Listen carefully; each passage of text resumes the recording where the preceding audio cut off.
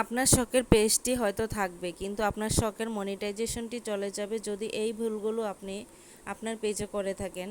আসসালামু আলাইকুম, আমি আলো জেরিন পেজ থেকে আবারও ছোট্ট একটা ভিডিও নিয়ে চলে আসলাম। বাড়ির ছাদ বাগানের পাশেই বিভিন্ন গাছের দৃশ্য, সাথেই থাকছে মুরগির মাংস রান্নার রেসিপি ও শাক ভাজা। তো রেসিপিগুলো নিয়ে একটু পরে আলোচনা করছি। তার আগে বলে নিচ্ছি, আমরা যেই ভুলগুলো করে থাকি আর যে ভুলের কারণে আপনার শখের মনিটাইজেশনটি চলে যেতে পারে, তো সেটা নিয়ে আজকে আলোচনা করতেছি। সাথেই থাকুন। আমি কিন্তু রান্নার রেসিপির সাথেই কিন্তু আপনাদের আলোচনাগুলো বলতেছি।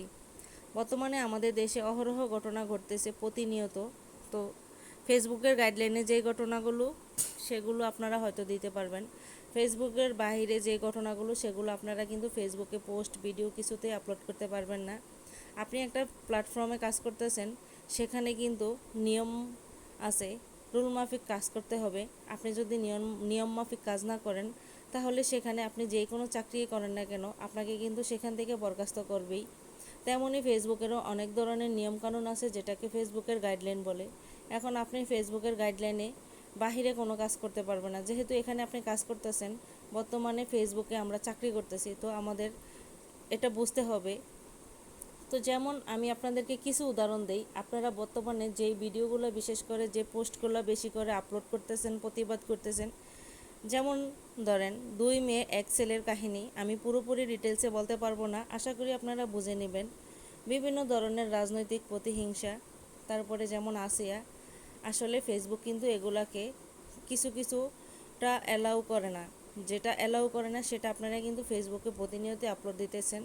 তো না বুঝে শুনেই কিন্তু অনেকে অনেক ধরনের ভিডিও বানিয়েছেন, হয়তো অনেকে ভিউর জন্য বা ফেমাস হওয়ার জন্য, আমি জানি না কে কীভাবে নেবেন। তো এভাবে ভিডিও বানালে কিন্তু আপনার শখের মনিটাইজেশনটা যেই কোনো সময় চলে যাবে। তো আমার কথা হয়তো আপনাদের অনেক খারাপ লাগতে পারে, যেটা বাস্তব আমি সেটাই বলছি। আমি আসলে কোনো ফলস কোনো কিছু নিয়ে ভিডিও বানাই না। আমি নিজেও জানি এখানে আমি যদি মিসলিডিং কোনো কিছু করে থাকি, তাহলে কিন্তু পেজ থেকে আমার এই কন্টেন্টটা রিমুভ হয়ে যাবে।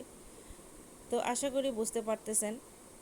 এমন কোনো পোস্ট আপনারা করবেন না। দেখেন, ফেসবুকে কিন্তু রাজনৈতিক বা দেশীয়, দেশ বিরোধী বা যে কোনো দেশের এমন কোনো কিছুই বলতে ফেসবুকে অ্যালাউ করে না, যেটা আপনি কাজের ক্ষেত্রে।